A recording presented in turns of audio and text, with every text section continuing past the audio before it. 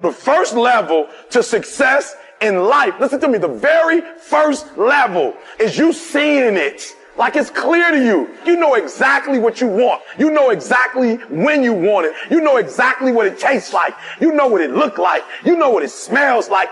Before you really blow up, and you get success, you literally have it in the palm of your hand without having it. You got to know what it looks like, tastes like, feel like. Because you don't, you're going to compromise. And your problem is you're not intentional and deliberate. You wake up on Monday and you might be strong, but by Wednesday, are you hearing what I'm telling you? You're not intentional and deliberate. You are hoping that the best is going to happen to you, and the best never happens to you. You got to be intentional and deliberate, whether you're making money or not making money. You got to decide that you're going to do something, and you got to do it every Monday, every Tuesday, every Wednesday, every Thursday. The problem with some of you in this room, you're not intentional and deliberate. You're a good person that just hopes the good stuff is going to happen to you. It has everything to do with what time you wake up. It has everything to do with how you eat. It has everything to do with how you work out, how you prepare. It has every single thing to do with how you think. And when you want it as bad as you want to breathe says, I'm willing to make any sacrifice. I'm willing to go through any pain. I'm willing to go through any suffering. I'm willing to go through whatever it takes. So when I get in there and it's me and him one-on-one, that I guarantee you at the end of it, I won't be the one that surrenders.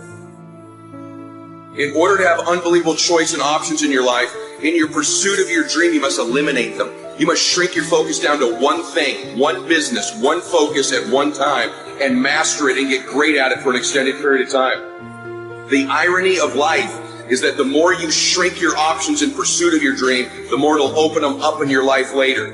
What are the things that are stealing your focus? Who are the people that are stealing your focus? And begin to eliminate these distractions.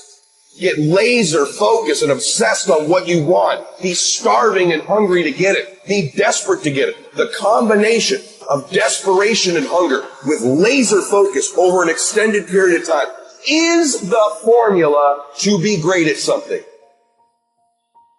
And you've got to be so relentless, regardless of what comes down the pipe, that you're always looking for a way to get over, always looking for a way that you can break through, always looking for a way that you can win, always looking for a way that you can strike a telling blow. But you got to understand, you can always get a little bit better. You can always excel a little bit more. You can always push it a little further. You can always climb a little bit higher. You can always better your best. You can always go beyond anything that you have ever done. And so all you're looking for are new breakthroughs through practice and practice. You'll get better and better. And when you know what you want, you will do anything it takes to get it.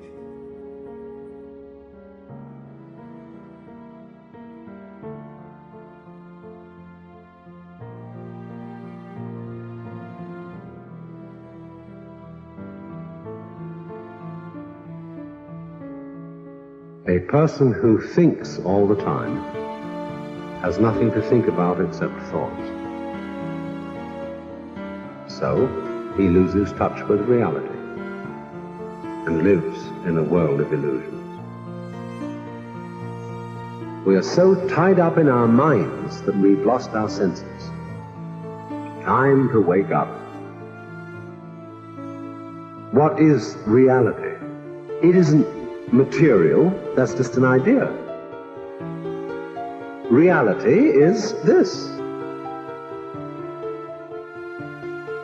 Whoever it is that you want to be, no matter how many times you may have failed at attempting to become that person leading up to this point, you can still become that person. You're going to decide who that is. You're going to hold that ideal in your mind, and you're going to force yourself to act in accordance. You are going to tell people what you're up to. And if you really have some balls, you're going to tell people that want you to fail.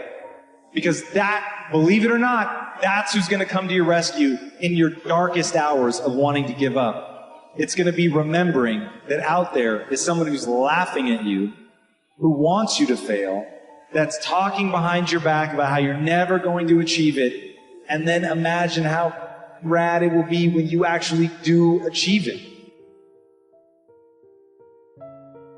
And so I've been intrigued with, can you be committed to the process of what you do without being emotionally attached to the result of what you do? Because a lot of people can be committed to the process of what they do if the results don't change. But the moment the result or the outcome changes of what they're chasing, they shut it down or they quit simply because the result changed. So can we be committed to the process of what we do, but not emotionally to the result of what we do, understanding every day I get up and give everything I got to everything I'm a part of simply because this is who I am. Like the only thing I need every day of my life is 86,400 seconds. That's it. Like I don't need some reward. Like I don't need, the only thing I need is breath in my body, and I'm flat out going to get it. One of the things you have to understand about life is everything changes and everything ends. And that kind of sounds heavy on the front end, but it's a truth. If everything changes and everything ends, number one, it should make you appreciate what you have right now. And then my view is, what's next is always better. If I make it so, it's my job to make it so. I think passion is the genesis of genius. If you got enough passion, you're going to find answers nobody else does. But most people run out of fuel, meaning they get tired, they get exhausted, they get burnt out, they get, the law of familiarity. They're around something so much they take it a little bit for granted. What I see as the one common denominator of people that are successful over a lifetime is the sustained hunger.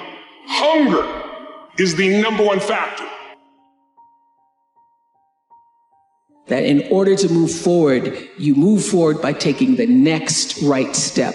You don't have to know all the steps to make, just what is the next right move.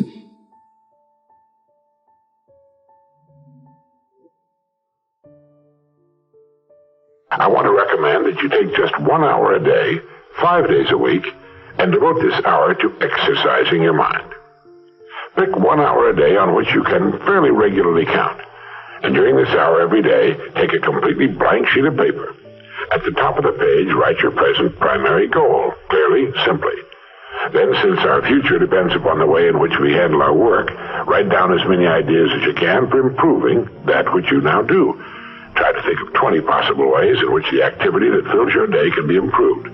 You won't always get 20, but even one idea is good. Now remember 2 important points with regard to this. 1, this is not particularly easy, and 2, most of your ideas won't be any good. Now, when I say it's not easy, I mean it's like starting any new habit. At first, you'll find your mind a little reluctant to be hauled up and out of the old familiar rut. But as you think about your work and ways in which it might be improved, write down every idea that pops into your mind, no matter how absurd it might seem. Let me tell you what will happen.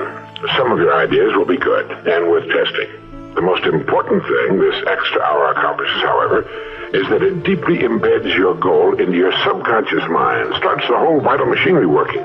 And 20 ideas a day, if you can come up with that many, total 100 a week, even if you don't think on weekends. An hour a day, 5 days a week, totals 260 hours a year, and still leaves you 3,740 hours of free leisure time. Now, this means you'll be thinking about your goal and ways of improving your performance, increasing your service, 6.5 full extra working weeks a year. 6.5 40-hour weeks devoted to thinking and planning. Can you see how easy it is to rise above the so-called competition? And will still leave you with 15 hours a day to spend as you please.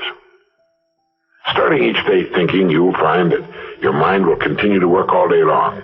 You'll find that at odd moments, when you least expect it, really great ideas will begin to pop into your mind. And when they do, write them down as soon as you can.